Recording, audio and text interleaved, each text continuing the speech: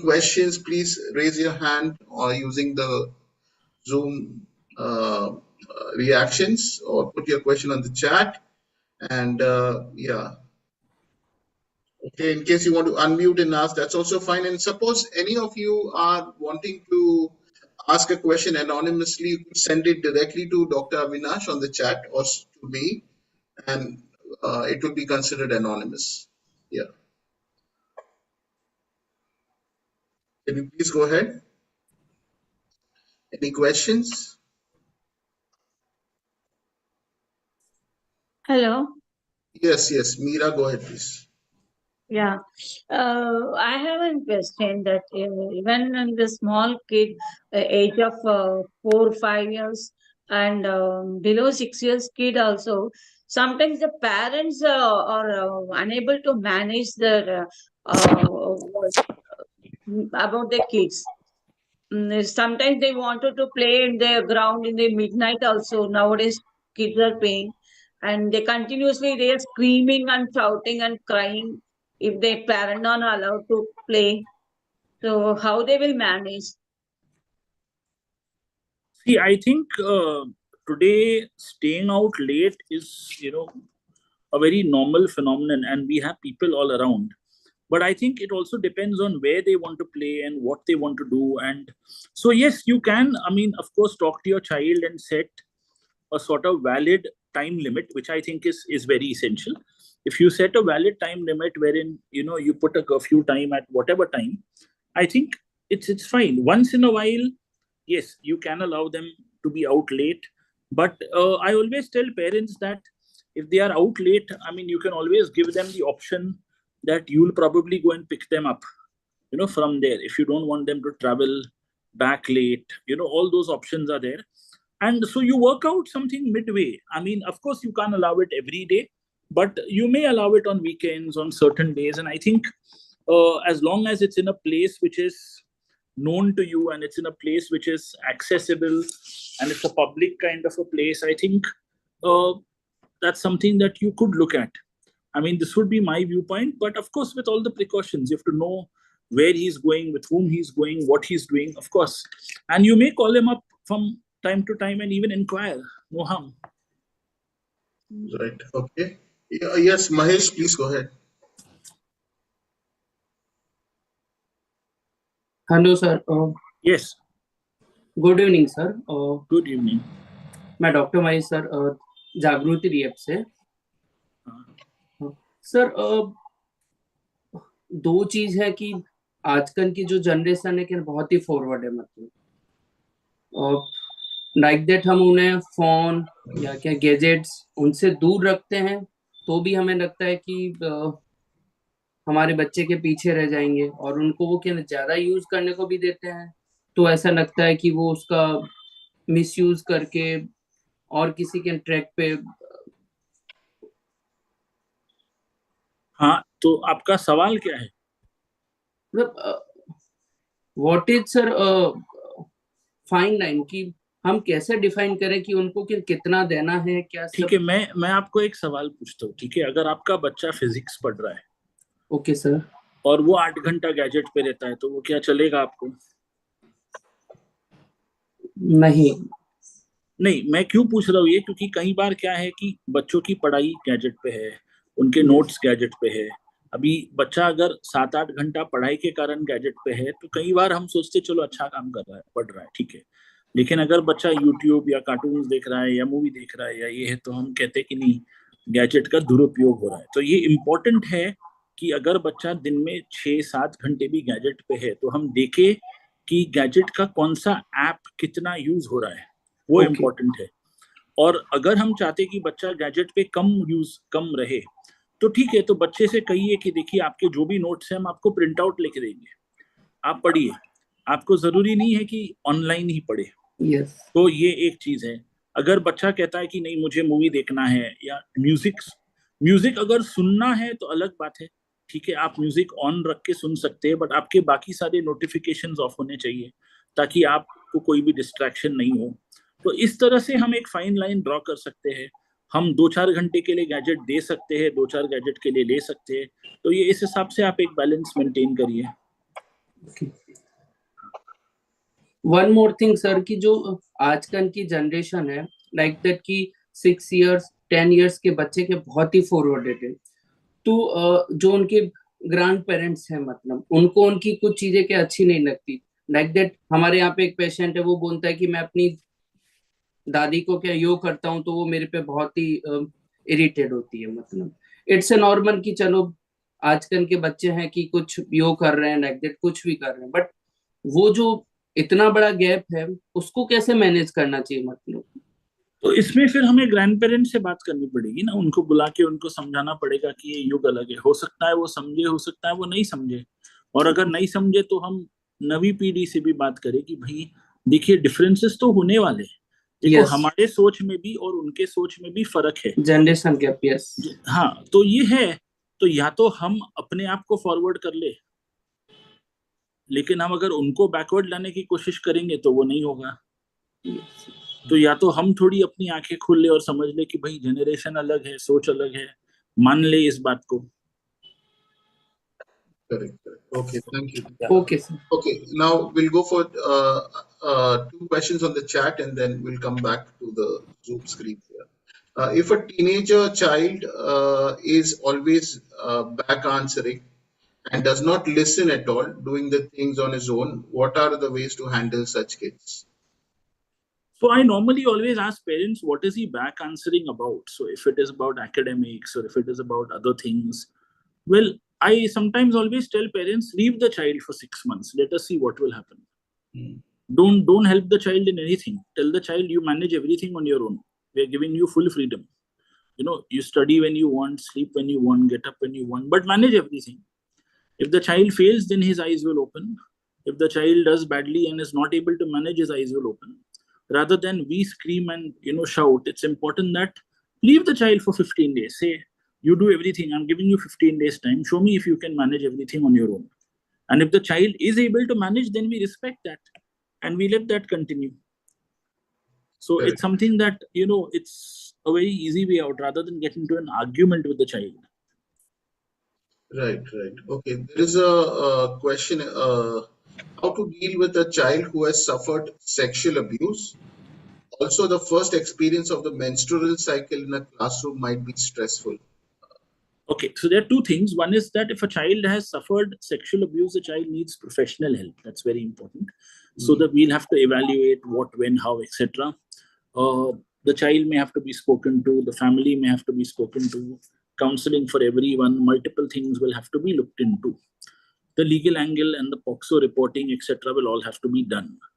If we have a child that experiences menstrual bleeding in the classroom, that's why I say it's very essential that sex education for boys and girls are done together. And boys have to be taught about menstruation and they have to realize that they have to respect women when menstruation happens. So this is something that I always say. In fact, in my sex education sessions, the boys are made to hold a pad and understand what a pad is, so that they realize, so that there's no fun made of this. And I always tell schools that the class teacher or for that matter in the school there should be availability of pads in case something like this happens. So these are things which are there, and if this does happen, I think the entire class has to realize that it's accidental and it could happen to anyone. So it's like someone gets diarrhea, you can pass a loose stool in your clothes. Similarly, someone who has a period which starts for the first time, it can happen without the child knowing. So there's nothing really wrong about it, and the children will have to be sensitized about it. Beyond that, nothing else. Right. Okay. Okay, Sushmita, you wanted to ask a question. Your hand was up some time back. Yeah, I wanted to raise the same query. Thank you, sir. Okay, thank you. Yeah. All right. What is a good way to interact with or respond to a young child who is angry very often? Well, I think you need to talk to the child and find out that, and tell the child that if things don't happen your way, anger is not the only way out. We need to sit and talk and find out. And the child has to be spoken to that anger is a good emotion. It's not a bad emotion. But the way you respond to anger is very important. So if you're going to shout, break things, throw things, that's not the way it works. In our house, if you're angry, You have a right to speak about what you feel. You have a right to express what you feel. You can even raise your voice a little. We listen to you. But it doesn't mean that you get physically aggressive. And after that, you'll also have to listen to our viewpoint, just like we listen to yours. And then we'll reach some midway. But there's no point in us getting into an aggressive verbal duel for no reason. Right. Okay. This is a private question that has come to me. If one parent says demeaning words like "I'm the one who provides," how can the other parent balance that out? Also, this is turning the child into a rebel. So probably one parent is putting the other parent down. Well, so I think the parents need to undergo marital counseling for their issues. That's the Correct. first thing. And then slowly the child will have to be involved, and family sessions will have to be done. And I think that's the only way out here. Right, right. Yeah. Okay. Any other question? Please go ahead. Okay. Yeah, there is a question. What do we do with teen kids who are into sexual temptations and have no regrets about it? Sexual temptations. Yeah, into sexual temptations. So I do not know Well, whether. I think it's a very normal phenomenon. So tomorrow you walk into your kid's room and you see him or her seeing an adult video, you don't react. I mean, you have to just pretend as though nothing's happened. You can't take away the phone, slap them, shout at them. You can't do that. So you have to just pretend that nothing's happened. On a WhatsApp chat, there may be some content which is adult, which is just forwarded. I mean, we can't get angry or upset. Rather, we speak to the child and tell them that, well, you will come across a lot of content online. And if you feel anything is disturbing, let us know. If you feel that there are any queries you have, let us know. And it's okay if you see this content once in a while, but it can't be something which is a compulsive habit that you have to see on a regular basis. And the most important thing is that it's not a taboo. Sexuality is absolutely normal. The problem is we make it sound like though it's, a taboo. I mean, I always say that in our era, we didn't have the internet. So people would probably see movies or probably read books or probably, do all these things, buy magazines which had some adult photographs. But today it's available online. I mean, it's amazing that 12% of the internet is pornography. So if 12% of the internet is pornography, there's so much of content available online. And it doesn't mean that, I mean, children will have access to this. So therefore, educating them is very important. And sometimes accidental sexual exposures also may happen, but the child has to be helped through it. We can't tell the child that, you have brought the family name down and you're hopeless and you're good for nothing. Don't add shame to sexuality. It'll spoil the child's sexual development forever. Correct, correct. So I think the question says basically that the kid who watches is into sexual temptations and has no regrets. Basically, they don't See, care about I it. mean, my simple query here is that why should a child regret it?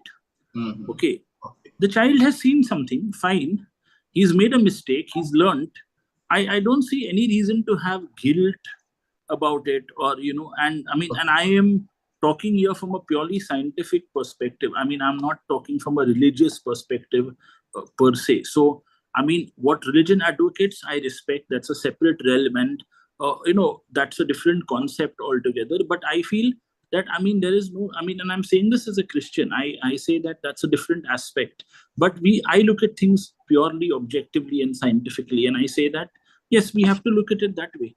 I mean, why do we cultivate shame about it? I don't see, the reason to cultivate shame, and the child should feel a regret. He may not, but he has to realize what is right and wrong. That's more important. Correct, yeah.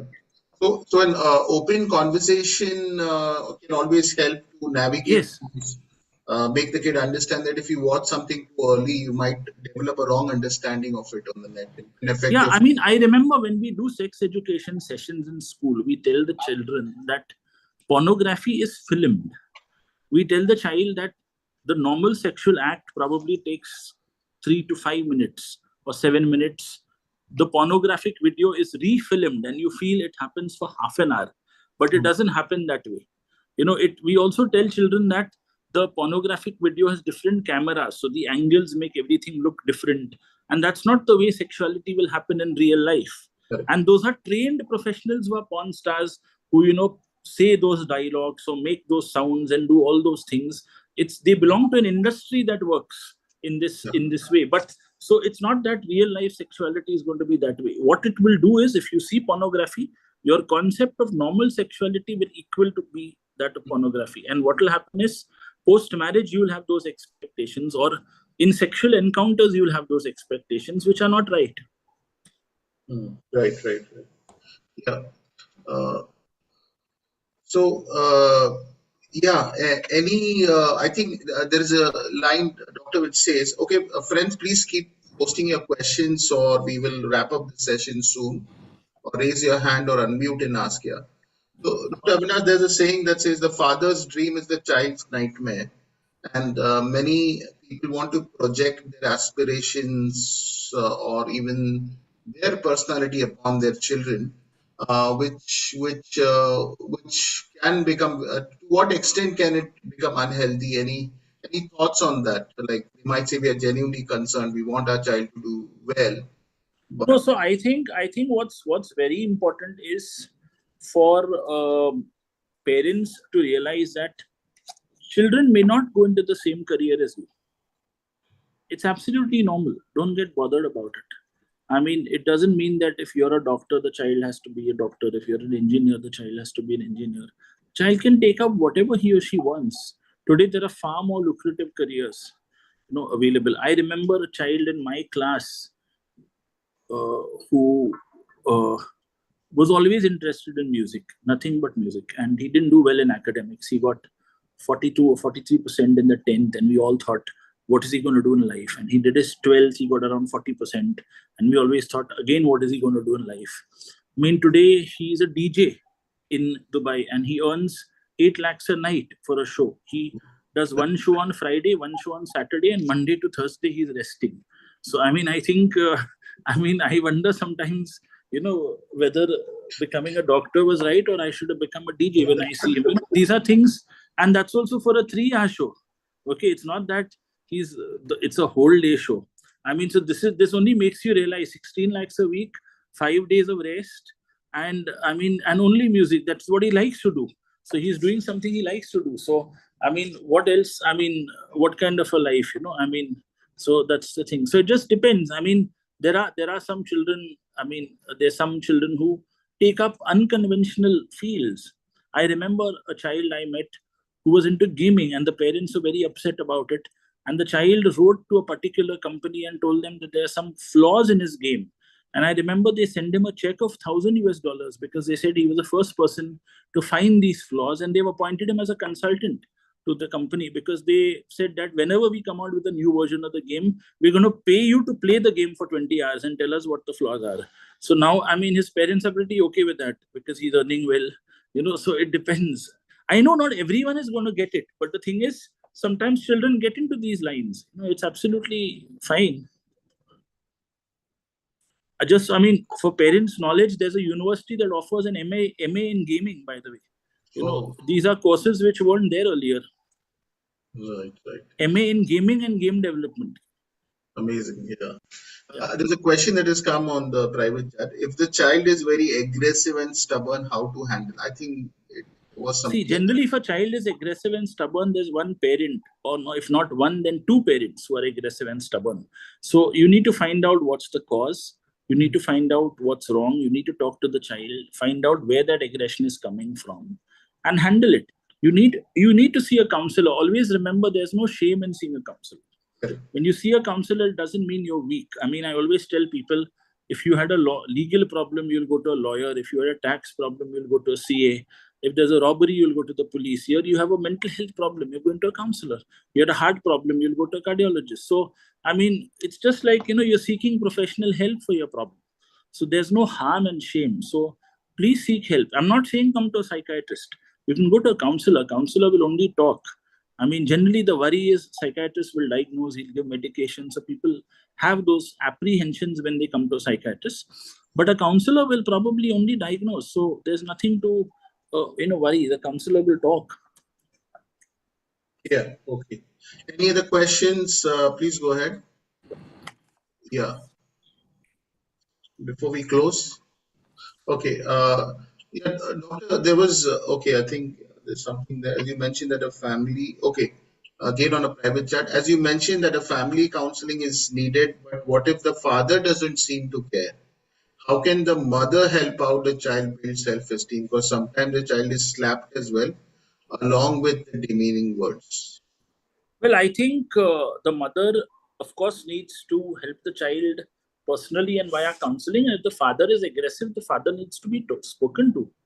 We can't allow repair the child while damage is happening at one end. The damage has to stop. It's like taking a car to the garage and banging it again the next day. It doesn't make sense.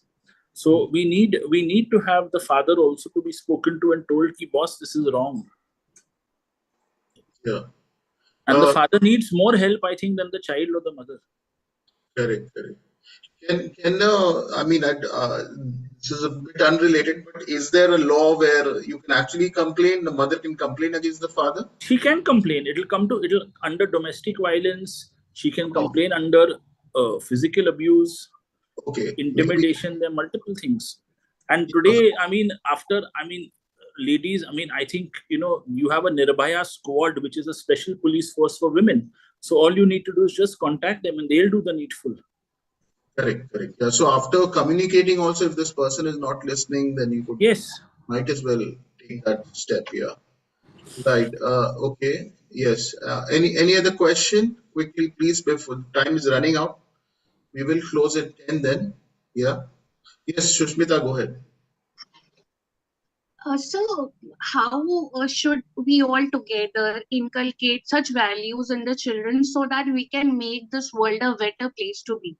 See, is it the higher probability that children who have a little bit inculcation of the criminal mindset get progressed with time, and those turns into typical quote unquote criminals in future? So, what steps can we take from our part? See, I think more than criminality, I think I always say that there are 5 things we need to teach children. One is express what you feel. That's very important. 2, help everyone. Don't, compete. Help everyone. That's very important. 3, everybody is fighting a hard battle. So, be kind. 4, uh, we're not here to compete. We're here to see that we all make it. I think if that is inculcated into them, it's a very big thing. It prevents a lot of things from happening. And lastly, violence is not good. If you just inculcate these few things, it'll go a long way. That aggression and violence are not good. You or somebody else will get hurt. So don't, get into this. So if this is something which is inculcated, I think it's a very, very important message that goes through. Right, right. Okay. Thank you so much. Yeah, thank you. Any other question? We are just about to close quickly, friends.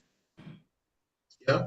Doctor, some thoughts about parents. I think what you rightly said, parents want to go into top gear when their kid hits 10 standard and 12 standard, and they want to clamp down on his social life, and which I think social life has generally also suffered due to COVID. Parents are no longer sending their kids down to play also. I mean, I've seen that. I've seen one parent sending their kid down for 1 hour once a week.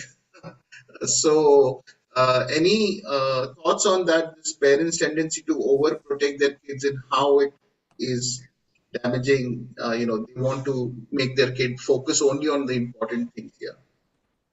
Okay, so I think what's very important is that we need to uh, understand that the 10th and 12th are like any other year. Let's not make it into this one big humongous year, which is, so much that your life is dependent upon. So it doesn't mean anything. It is just another academic year that the child goes through. I think we put a lot of pressure on it. And everybody says 10th mein hai, 12th mein hai, and we keep on putting this pressure on it, which I think is, not needed. So that is something which is there. And I think you don't clamp anything. You just make sure that the child works hard every day. And I think success will come. When you try to clamp, it only causes smothering and suffocation. And I think the child doesn't have an outlet at all. So it's something which is very, very important. Right. Okay. Okay. Now, right in the end, there are some questions popping out. Friends, please make sure you are quick here. What are the mistakes parents make with their children in the early years? Is there something by early years? Is there something like formation here of a No, person? I think it's not that. I think when the child between the ages of 0 to 10, what's very important is don't be aggressive physically, verbally, be patient, don't hit a child unnecessarily. Correct. You should never hit for that matter. Never ever hit. And never compare, never demean. It's very important. So I think those are the mistakes that parents make. Right. Right. Doctor, your opinion on extracurricular activities and overscheduling classes for kids, example, music, dancing, etc. So, You should never overschedule classes for kids. I think you have to realize yeah, what your child is, what your child's capabilities are, what your child can probably manage, and only allow that much. Very often it happens that the child is not able to cope, and we're overburdening the child. So it's something which is very, very important. So the child has to be given a schedule where he has time to breathe and time to play and time to relax. It can't be just classes, classes, and classes. yeah. So, yeah, in continuation, how much is too much? Like, what is the balance? There's nothing like that. It depends on what your child wants. If a child says, I don't want to study today, hell with it. Let him not study. It's okay. It's not the end of the world. He says, I don't want to study now. I've had enough. I don't want to study. It's fine. It's okay. It's absolutely fine. Correct. Yeah. Doctor, some thoughts on the Instagram accounts that kids are having, and sometimes parents are also promoting their kids on Instagram. If they are musicians and all that, but sometimes it's happening See, I think it's it's early. all it's all a personal choice, of how you want to use Instagram or abuse Instagram. It's totally your choice. If you want to promote, fine. If the content you post, what you do, it's all a personal choice. And I think we have to just leave children, adults, to that. I normally say that, I mean, if you want to show off your children, fine, do it. It's your choice. You don't want to show off, it's your choice. There's no yes or no answer here. Right. But are we giving them a false self-esteem in the facade of social media? Or are we building a true self-esteem with values? That's what you have to ask yourself. Correct. Yeah. So, Doctor, just a quick recap in the end of the ways to build resilience among kids is to give them more time to play, to talk to them on over dinner table, as you said, some of the things. And let your child learn from natural experiences. Let him learn from failures. Correct. Let him learn to accept no. Let him know that people are not always good. So it's fine. It's okay. That's life. Right, right. Yeah. Thank you so much, Dr. Avinash. We are so thankful to you once again, and we look forward to reconnect with you with another topic. Sure. Thank you so much. Sure. Bye, Sure. everyone. Thank you. Thank you. Yeah. Yeah. For those of us who are waiting to for the link, if you want the link of the Q&A, then please do get in touch with us on the chat numbers here.